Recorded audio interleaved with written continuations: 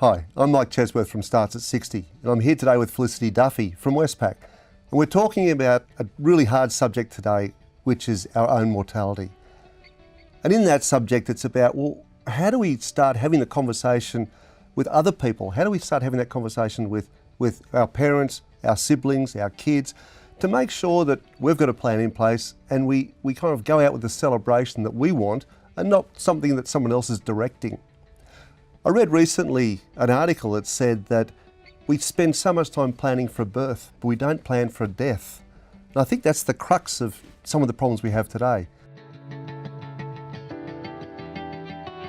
So Felicity, why should we be having these conversations with our loved ones?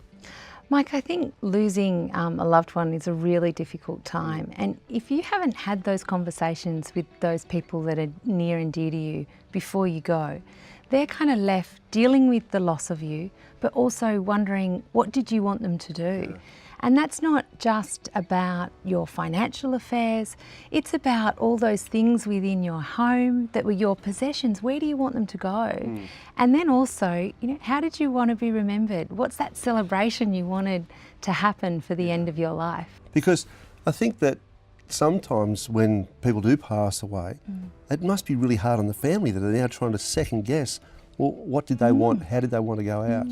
And exactly, but if you actually take the time to start to have that conversation, now, we all know it's not going to be easy, but I think it's sort of just starting to broach it in the way that's right with you, with the right people as well. You may not discuss it with every single family member, but kind of starting to have that conversation.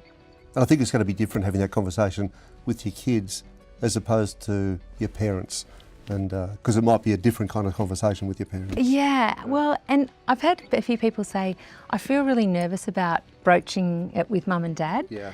And I think then as parents ourselves, we think, well, I don't want them to be in that position, so I'm going to broach it with you first. I'm going to tell you what I'm thinking, what I would like to happen. And what we've done at Westpac on our internet site, we've actually created a website to start to help with some of these conversations. Right. A bit of, let's not call it a conversation guide, but a bit of a checklist on the things that you should be thinking about and talking about and getting ready as such before we go, as instead of waiting.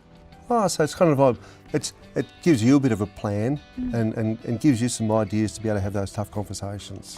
Absolutely. Fantastic.